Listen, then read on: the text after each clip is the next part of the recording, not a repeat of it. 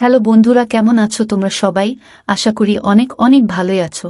আর তোমাদের ভালোবাসায় আমিও অনেক ভালো আছি, কারণ তোমরা আমাকে যে পরিমাণে ভালোবাসা দিয়েছো এবং সাপোর্ট দিয়েছো তা আমি কোনোদিন ভুলতে পারবো না। তাই তোমাদেরকে মজা দেওয়ার জন্য আবারও একটি নতুন গল্প নিয়ে হাজির হলাম। গল্পটি শোনার মতো, আশা করি তোমাদের দাঁড়িয়ে যাবে এবং তোমরা হাতের কাজ করতে সবাই হেডফোন নিয়ে বসে যাও। যদি আমার গল্প শুনে মজা পাও তাহলে অবশ্যই আমার চ্যানেলটি সাবস্ক্রাইব করবে। তো চলো বন্ধুরা, আমরা কথা না বাড়িয়ে আসল গল্পে চলে আই। আমার স্বামী রোজ রাতে আমাকে পাত্তা না দিয়ে আমার স্বামীর বড় ভাইয়ের বউয়ের ঘরে চলে যেত। আমার স্বামী তার বড় ভাইয়ের বউয়ের ঘরে যাওয়ার পর থেকে দিদির কান্নার আওয়াজ শোনা যেত। আমি অনেক অনেক জিজ্ঞাসা করার পরও আমার স্বামী আমাকে কিছুই বলতো না, আর আমার স্বামীর বড় ভাইয়ের বউয়ের সাথে সাথে থাকত। একদিন আমি তার ঘরে লুকিয়ে দেখি যে তারা দুইজন তো। আমার নাম রুমনা। আমি অনেক ছোট একটা ধনী পরিবারের মেয়ে ছিলাম না। আমার বাবা একটা ছোট্ট চাকরি করে আমার আর আমার বড় ভাইয়ের লালন পালন করত। আসলে আমাদের ছোটবেলায় আমাদের মা আমাদের ছেড়ে চলে গেছিল। তারপর থেকে আজ অবধি আমাদের বাবাই আমাদের দেখাশোনা করেছেন। আমরা দুই ভাই বোন অনেক বেশি পড়াশোনা করতে পারিনি, কারণ আমাদের বাবার কাছে এত পয়সা ছিল না যে আমাদের বেশি দূর পর্যন্ত পড়াশোনা করাতে পারে। কিন্তু ক্লাস 12 পর্যন্ত আমি গ্রামের স্কুলে পড়েছিলাম। তারপর আমি ঘর সামলাতে থাকি, আর আমার বড় ভাই সুরেশও একটা বেসরকারি চাকরি করত। আর দিন চলে যেত মোটামুটিভাবে। ভাইয়ের উপার্জনের ফলে আমার বাবারও কিছুটা সাহায্য হয়ে যেত।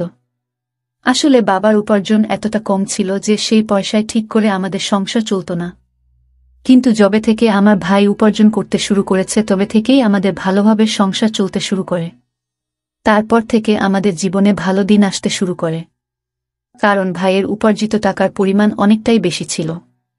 কিন্তু সমস্যা একটাই ছিল যে সে একটু বেশি রাগী ছিল আর খারাপ কাজে পড়ে গেছিল। প্রায় দিনই আমাদের বাড়িতে নানা রকমের লোক আসত, কিন্তু আমার বাবার কিছুই করার ছিল না, কারণ আমরা তাকে অনেক বোঝানোর চেষ্টা করেছিলাম, কিন্তু সে বোঝার মানুষ ছিল না। এই জন্য আমরা এটা ভেবে ভেবে অস্থির হয়ে যাচ্ছিলাম যে কিভাবে তাকে বোঝানো যায়।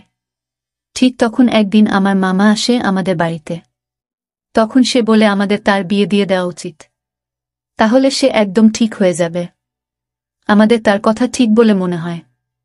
তার বিয়ে দিলে হয়তো তার ব্যবহারে পরিবর্তন আসবে, হয়তো সে এইসব ভুল জিনিস থেকে বেরিয়ে আসতে পারবে। এই সব কিছু ভেবে আমার বাবা আমার মামাকে বলে যে একটা ভালো পাত্র খুঁজে দাও যাতে আমার ঘরে খুশি আসে, আর তার এই রকম ব্যবহার থেকে আমরা মুক্তি পেতে পারি। মামা অনেক চেষ্টা করে একটা পাত্র খুঁজে বলে যে পাত্রটা অনেক ভালো, মেয়ে অনেক ভদ্র, মেয়েটা অনেক বেশি দূর পর্যন্ত পড়াশোনা করেনি, কিন্তু সে তোমার সংসার অনেক ভালো করে সামলাতে পারবে। সেই জন্য আমার বাবা বলেন আমাদের কোনো জিনিসের দরকার নেই, শুধু সেই মেয়েটা ভালো হলেই হবে, যাতে সে আমার ছেলের আর আমার সংসারটাকে সামলে নিতে পারে। তখন মামা বলে আমরা রুমনার বিয়েটা ঠিক করে দিই, কারণ তোমার তো সেই রকম জমানো টাকা নেই যে বারবার খরচা করতে পারবে। দুইজনের বিয়ে একসাথে হয়ে গেলে বিয়ের খরচও একসাথে শেষ হয়ে যাবে। বাবা বলে যে না, এখনো রুমনার সেই বয়স হয়নি যে সে বিয়ে করে বৈবাহিক জীবন সামলাতে পারে। সেই জন্য আমি কিছুদিন পরে রুমনার বিয়ে দেব। আর রইল বাকি সুরেশের কথা। নেহাত সে খারাপ কাজে পড়ে গেছে, সেই জন্য তাকে বিয়ে দিতে বাধ্য হচ্ছি। তাছাড়া ছেলে মেয়ের মধ্যে অনেক পার্থক্য হয়। ছেলেদের তো ঘর সামলাতে হয় না, উল্টে তার দেখাশোনা করার জন্য একটা মেয়ে চলে আসে। কিন্তু এই মুহূর্তে যদি আমি আমার মেয়ের বিয়ে দিয়ে দিই তবে সে হাজারো সমস্যার মধ্যে পড়ে যাবে। না জানি শ্বশুরবাড়ির ভিতরে তাকে কি কি করতে হবে। সেই জন্য কিছু সময় পরে আমি রুমনার বিয়ে দেব, এখন না। সব শুনে মামা বলে কোনো সমস্যা না, যেমন তোমার ইচ্ছা। যাই হোক, এই সব ভেবে আমরা ভাইয়ের জন্য বিয়ের পাত্র দেখে অনেক ধুমধাম করে ভাইয়ের বিয়ে দিয়ে দিই। আমার বড় ভাইয়ের বিয়ের পর তো যেন আমাদের বাড়িটা অনেক সুন্দর হয়ে গিয়েছিল, কারণ বৌদি আসার পরে আমার ভাই সব খারাপ কাজ করা বন্ধ করে দেয়। সে খারাপ কাজ করার পাশাপাশি সব খারাপ কাজ করা ছেড়ে দেয়, আর সে অনেক মন দিয়ে নিজের কাজকর্ম করতে শুরু করে এবং সব বাড়ির দায়িত্ব পালন করতে শুরু করে। ভাই আমার বাবাকেও কাজে যেতে বারণ করে দেয়, আর বলে এখন আমি উপার্জন করি, তোমার এত ছোটখাটো চাকরি করতে হবে না। এখন বাবা সারাদিন বাড়িতে বসে আরাম করে, বৌদি তার সেবা করে, আর ভাই মন দিয়ে চাকরি করে পয়সা উপার্জন করতে শুরু করে। যার জন্য আমাদের সংসার অনেক ভালোভাবে চলে যেতে থাকে। পাশাপাশি আমাদের টাকাও জমতে শুরু করে। এখন আমাদের সুখের দিন ছিল। এভাবেই দিনগুলো পার হতে থাকে। আস্তে আস্তে আমার আর বৌদির মধ্যে এত ভালো সম্পর্ক তৈরি হয়ে যায় যে আমরা বৌদি আর আমি কম একে অপরের বোন বেশি ছিলাম। আমি সব কথা আমার বৌদিকে বলতাম আর বৌদি আমাকে নিজের সব থেকে ভালো বন্ধু মনে করত। সে তার নিজের সব ছোট বড় কথা আমাকে বলতো। আর সে বলতো তুমি তো আমার নিজের ছোট বোনের মতো। আমার আর বৌদির এত ভালো সম্পর্ক দেখে বাবা আর ভাই অনেক খুশি হতো। হয়তো আমার বৌদি আমার বাবা ভাইয়ের এত ভালোবাসা পেয়ে সে তার বাবার বাড়িতেও যেতে চাইত না। আমি মাঝে মাঝে ভাবতাম এ কেমন মেয়ে যে বাবার বাড়ি থাকার চেয়ে বেশি বাড়িতে থাকতে পছন্দ করে। হ্যাঁ, এটাই আমার বৌদি ছিল। সে এই রকমই। হয়তো সে এখানে বাবার বাড়ির থেকে বেশি ভালোবাসা পেত। সেই জন্য সে তার বাবার বাড়িতে যেতে চাইত না। তাছাড়া তার সাথে এরকম ব্যবহার করতে আমারও ভালো মনে হতো। আর তাছাড়া আমার বাবা আমাদের সবসময় বোঝাত যে যেমন কর্ম করবে সে রকমই ফল পাবে। আর যদি আমি আমার বৌদির সাথে ভালো ব্যবহার করি তাহলে পরবর্তীকালে আমিও শ্বশুরবাড়ি গিয়ে ভালোভাবে থাকতে পারব। এইভাবেই আমি সবার সাথে মিলেমিশে থাকি। এখন আমার মামা আবার আমাদের বাড়িতে এসে বলে এখন তো আর কোনো সমস্যা নেই। এখন তো সুরেশের বিয়ে হয়েছে, অনেক দিন হয়ে গেল। এখন আমাদের রুমনার জন্য পাত্র দেখা উচিত। কারণ এখন রুমনার বিয়ের বয়স হয়ে গেছে। তখন আমার বাবা বলে এখন আমার রুমনার বিয়ে দিতে কোনো অসুবিধা নেই। কারণ আমার ছেলে ঘর সামলে নিয়েছে আর আমার সেবা করার জন্য আমার মেয়ের মতো একটা বৌমা এনেছে। এখন রুমনার জন্য কোনো ভালো ছেলে খুঁজতে হবে। তখন বাবা মামাকে বলেন তোমার কাছে যদি কোনো ভালো পাত্র থাকে তবে তুমি বল। তাছাড়া আমার ছেলের জন্য তো তুমি পাত্র খুঁজে বের করেছিলে। আর পাত্রটা এত ভালো যে আমি আজও তার গুণগান করি। এই জন্য তুমি একটা ভালো পাত্র খুঁজে দাও। তখন মামা বলে খোঁজার কি দরকার আছে, আমার বন্ধুর ছেলেই তো আছে। তারা 2 ভাই। বাড়িতে মা বাবা 2 জন ভাই, মোট 4 জন থাকে। ছেলে একটা বড় কোম্পানিতে ভালো মাইনের চাকরি করে। আর তার বড় ভাইও একটা ভালো চাকরি করে। আসলে তার বড় ভাইয়ের বিয়ে আগে থেকেই ঠিক হয়ে আছে। এজন্য ছোট ছেলের জন্য পাত্র খোঁজা হচ্ছে। ছোট ছেলের জন্য ভালো মেয়ে খুঁজে পাওয়া গেলে 2 ভাইয়ের একসাথে বিয়ে দিয়ে দেবে। সেজন্য তারা আমাকে পাত্রের জন্য বলেছে। তাই আমি রুমনার কথা তাদেরকে বলেছি। সেই জন্য আমার মনে হলো তোমার থেকে অনুমতি নেওয়া উচিত। বাবা বলল এতে মতো নেওয়ার কি দরকার আছে। তোমার যখন ইচ্ছা ছেলের বাড়ির লোকেদের ডাকতে পারো, আমরা তৈরি আছি। মামা বলল ঠিক আছে, তবে কালকে ডেকে নেব। পরের দিন আমার স্বামী তার কিছু বন্ধুদের নিয়ে আমাদের বাড়িতে আমার জন্য পাত্র দেখতে আসে। আমার স্বামীর নাম ছিল রমেশ। রমেশকে দেখতে অনেক সুন্দর ছিল। আর ভালো পোশাক পরার জন্য তাকে আরও বেশি সুন্দর দেখাচ্ছিল। রমেশকে দেখে তো আমার হুঁশ উড়ে গেল।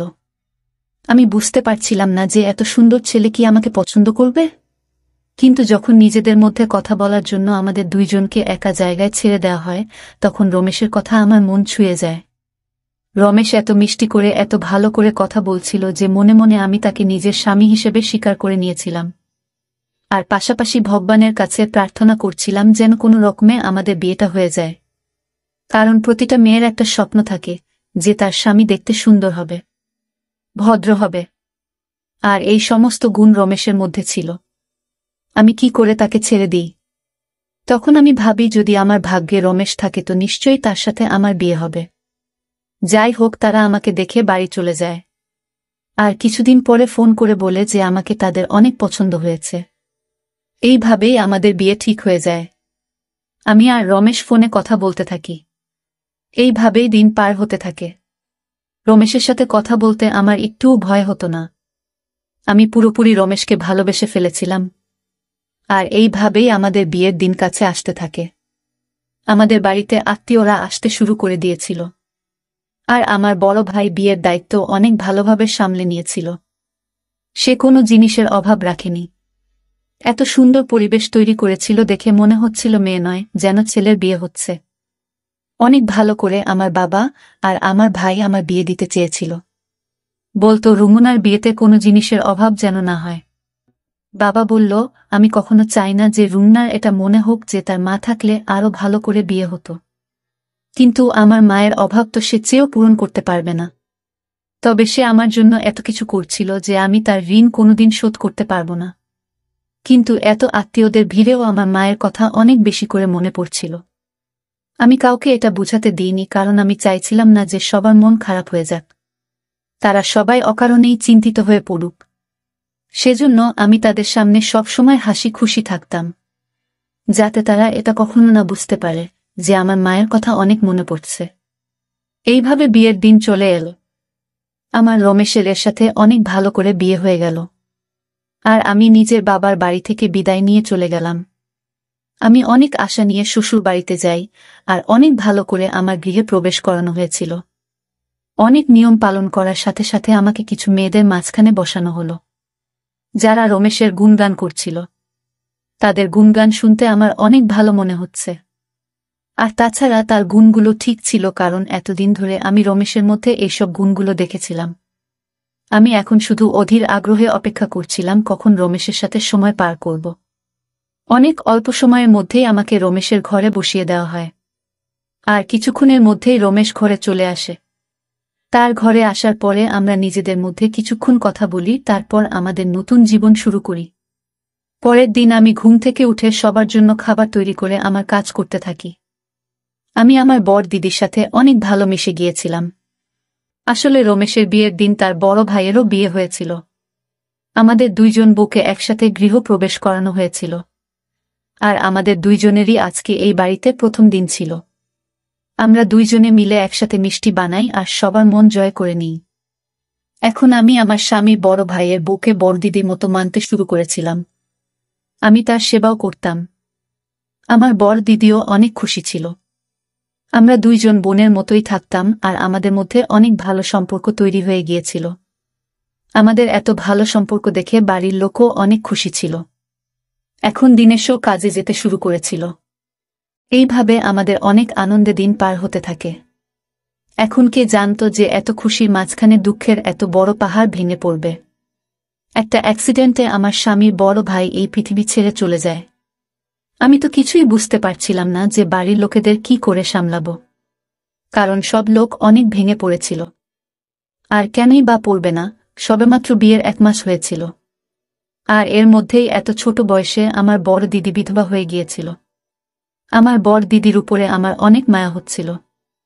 আমি কিছুই বুঝতে পারছিলাম না যে আমি কি করে তাকে সামলাব। আমি কোনো রকমে রমেশকে সামলাই আর বলি, এখন থেকে তোমার বৌদির অনেক খেয়াল রাখতে হবে। আমাদের সেই জন্য কোনোভাবে তার সামনে ভেঙে পড়লে চলবে না। আমাদের সবসময় তাকে ভালো রাখতে হবে। রমেশ আমার কথা বুঝতে পারে, আর আমরা আমার বড় দিদির খেয়াল রাখতে শুরু করি। আস্তে আস্তে সময় পার হতে থাকে, আর আমার স্বামীর বড় ভাইয়ের এই পৃথিবী থেকে চলে যাওয়ার 1 বছর হয়ে গিয়েছিল। আমাদের বাড়িতে সবাই বলে যে আমার বড় দিদির বিয়ের মাত্র 1 মাসের মধ্যেই তার স্বামী এই পৃথিবী ছেড়ে চলে যায়, আর তার জীবন শুরু হওয়ার আগেই শেষ হয়ে যায়। তাই সবাই মিলে ঠিক করে যে আমার বড় দিদির আবার বিয়ে দেবে, যাতে সে তার ভবিষ্যৎ জীবনে সুখী থাকে। বেচারির না কোনো সন্তান ছিল আর না স্বামী। সে একলা কি করে এত বড় জীবন পার করবে? কিন্তু আমার বড় দিদি বলে আমি যখন থেকে বিয়ে করে এই বাড়িতে এসেছি, সেই দিন আমি আমার স্বামীকে কথা দিয়েছিলাম, আর আমি যতদিন বাঁচব এই বাড়ির বউ হয়েই থাকব। আর আমি আমার এই কথা সারা জীবন পালন করব। তাতে আমার কোনো সন্তান থাকুক আর না থাকুক। যখন রমেশের সন্তান হবে তখন আমিও তাকে নিজের সন্তানের মতো আদর করব, ভালোবাসব। আমার বড় দিদির এরকম কথা শুনে আমি অনেক খুশি হই। তখন আমি আর রমেশ একটা প্ল্যান বানাই যে আমরা আমাদের প্রথম সন্তান তাকে দিয়ে দেব। সে যেভাবে ইচ্ছা তাকে মানুষ করবে, আর তার সাথে নিজের সারা জীবন পার করে দিতে পারবে। এই ভেবেই আমরা শান্তিতে থাকি। এই কিছুদিন ধরে আমার সামনে অদ্ভুত অদ্ভুত দৃশ্য আসতে থাকে। আসলে আমার স্বামী আমার কাছে আসত না। সন্ধে হতেই আমার স্বামী আমার স্বামীর বড় ভাইয়ের বউয়ের ঘরে চলে যেত, আর আমার স্বামী তার ঘরে যাওয়ার সাথে সাথে আমার স্বামীর বড় ভাইয়ের বউয়ের অনেক আওয়াজ আসত। এমন মনে হতো যেন সে কাঁদছে। আমি এটা কিছুতেই বুঝতে পারতাম না যে রমেশ আমার বড় দিদির ঘরে গিয়ে তার সাথে কি করে। আমাকে এড়িয়ে আমার স্বামী আমার বড় দিদির ঘরে যেতই বা কেন? আমি কিছুটা তো আন্দাজ করতেই পেরেছিলাম যে কি হতে পারে। অফিস থেকে ফিরেই সে বড় দিদির ঘরে চলে যেত, আর সারা রাত তার ঘরেই থাকত। আমি যখনই এই ব্যাপারে রমেশের সাথে কোনো কথা বলার চেষ্টা করতাম তখনই রমেশ এড়িয়ে যেত। এখন আমার মধ্যে অন্য রকম চিন্তা আসতে থাকে যে আসলে হচ্ছেটা কি। রমেশ তার বৌদির ঘরে এমন কি করে, আর রমেশের যাওয়ার পর আমার বর দিদি এত আওয়াজ কেন করে? আমি চেয়েও কিছু বুঝতে পারতাম না। আমি এই ব্যাপারে আমার বর দিদিকে ও কেউ জিজ্ঞাসা করি, কিন্তু সেও কিছু বলে না। আমি বুঝতে পারছিলাম না যে আমি কি করে এদের রহস্য জানতে পারব। আমার এখন সন্দেহ হতে শুরু করে যে নিশ্চয়ই তাদের মধ্যে কিছু একটা চলছে। তা না হলে রমেশ আমাকে কেন এড়িয়ে আমার স্বামীর বড় ভাইয়ের বউয়ের ঘরে যাবে? যদি এমন কিছুই হয়ে থাকে তবে রমেশের উচিত আমার সাথে এসে কথা বলা। কিন্তু রমেশ আমাকে কোনো কিছু বলতে চাইছিল না।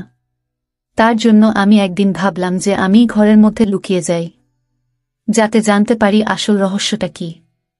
তাহলে কোনটা সত্যি আর কোনটা মিথ্যে প্রমাণ হয়ে যাবে। যদি সত্যি এরকম কোনো কথা থেকে থাকে তবে আমি তাদের নিয়ে সবার সামনে যাব। আমি রোজ রোজ আর এইসব সহ্য করতে পারছিলাম না। এইসব ভেবে একদিন আমি তার ঘরে লুকিয়ে বসে রইলাম। কিছুক্ষণ পর তারা যখন ঘরে এলো তারপর আমি যা দেখলাম সেটা দেখে আমার মনটা কেঁপে উঠল। আমি দেখলাম যে আমার স্বামীর বড় ভাইয়ের বউ আমার স্বামীর বড় ভাইয়ের ছবি হাতে নিয়ে কাঁদছিল। তখন রমেশ তাকে আস্তে আস্তে সামলানোর চেষ্টা করছিল। আমি কিছু বুঝতে না পেরে হঠাৎ ঘরের মধ্যে থেকে বাইরে বেরিয়ে আসি। আমাদের হঠাৎ সেখানে দেখে তারা অবাক হয়ে ওঠে। তখন রমেশ বলে, তুমি এখানে লুকিয়ে কি করছো? তখন আমি বলি, আমি জানতে চাইতাম যে আসলে তোমাদের মধ্যে কি চলছে। তখন রমেশ আমার কথায় রেগে গিয়ে বলল, তুমি সত্যি জানতে চাও তো?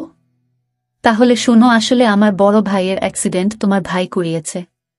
কারণ সে আমার বৌদিকে অনেক আগে থেকে ভালোবাসতে পছন্দ করত, আর তার সাথে বৌদির বিয়ে না হওয়ায় তার রাগ অনেক সীমায় পৌঁছে যায়।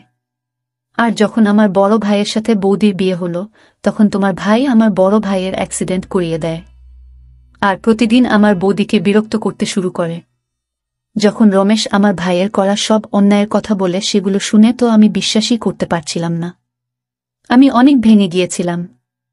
রমেশ আমাকে সামলে বলে, আমরা তোমাকে এই জন্য বলিনি যাতে তুমি কোনো রকম কষ্ট না পাও। আমরা এটা আগে থেকেই জানতাম। আমি রোজ রাতে ওই জন্য বৌদিকে বোঝাতে আসতাম যে কোনোভাবে যেন রুমনা এইসব কথা না জানতে পারে। আর এই ব্যাপারটাকে আমরা যে কোনোভাবে মিটিয়ে নিতে চাইতাম। আমরা চাইতাম যে তোমার ভাই নিজে থেকে বুঝতে পারে, কারণ দুই পরিবারের সম্পর্ক আমি কোনোভাবেই নষ্ট হতে দিতে চাইতাম না। রাগ আমারও হতো, সে আমার বড় ভাইকে শেষ করে ফেলেছিল। কিন্তু আমি তোমার মুখের দিকে তাকিয়ে কোনো কথা বলিনি। যখন এইসব কথা আমার সামনে এলো তখন আমার মনটা কেঁপে উঠল। আমি চেয়েও আমার চোখের পানি আটকাতে পারিনি। আমি তো ভেবেছিলাম যে আমার ভাই ঠিক হয়ে গেছে, কিন্তু সে তো এত বড় কাজ ঘটিয়ে ফেলেছিল। আমি রমেশকে বললাম, তুমি তাকে শাস্তি দেবে কিনা এটা তোমার ব্যাপার, কিন্তু আমি তো তাকে সাজা দিয়ে ছাড়ব। যখন এইসব কথা আমি বাড়িতে জানাই তখন তারা পুলিশকে ফোন করে, আর পুলিশ এসে তাকে গ্রেফতার করে নিয়ে যায়। আমি সৃষ্টিকর্তাকে অশেষ ধন্যবাদ জানাচ্ছিলাম যে তিনি আমাকে এমন একজন স্বামী দিয়েছে যে সব সময় আমাকে বোঝায়, আমাকে সামলে রাখে। আমি তো শুধু শুধু তার উপরে সন্দেহ করছিলাম, কিন্তু সে তো আমার জন্য নিজের বড় ভাইয়ের অপরাধীকেও ছেড়ে দিয়েছিল। আমি রমেশের হাত ধরে তার কাছে ক্ষমা চাই, আর আমার স্বামীর বড় ভাইয়ের বউয়ের কাছেও ক্ষমা চাই। তখন আমার বর দিদি বলে, যা হবার তা হয়ে গেছে। আমরা তোমাকে কথাগুলো জানাতে চাইনি, সেই জন্য রমেশ আমার ঘরে এসে আমাকে সান্ত্বনা দিত। আমরা চাইছিলাম না যে তোমার কোনো সমস্যা হোক, কারণ যখন তুমি জানবে যে এসবের পিছনে তোমার ভাইয়ের হাত আছে তখন তুমি অনেক দুঃখ পাবে। এটা আমরা অনেক ভালো করেই জানতাম। আমি আমার স্বামীর বড় ভাইয়ের বুকে ধরে কাঁদতে থাকি। তখন রমেশ বলে, তুমি ঘাবড়ে যেও না। আমি রমেশের দিকে তাকিয়ে ভাবতে থাকি, এত ভালো স্বামী যে আমাকে সবসময় সমস্যা থেকে বাঁচায়, আর আমি কি করে তাকে সন্দেহ করলাম। এখন আমার নিজের উপরও লজ্জা পাই। আর আমি রমেশ আর আমার স্বামীর বড় ভাইয়ের বউয়ের চোখের দিকেও তাকাতে পারছিলাম না লজ্জায়। বন্ধুরা, আজকের ভিডিওটা এখানেই শেষ করলাম। অনেক কষ্ট করে ভিডিওটি আপনাদের জন্য বানিয়েছি।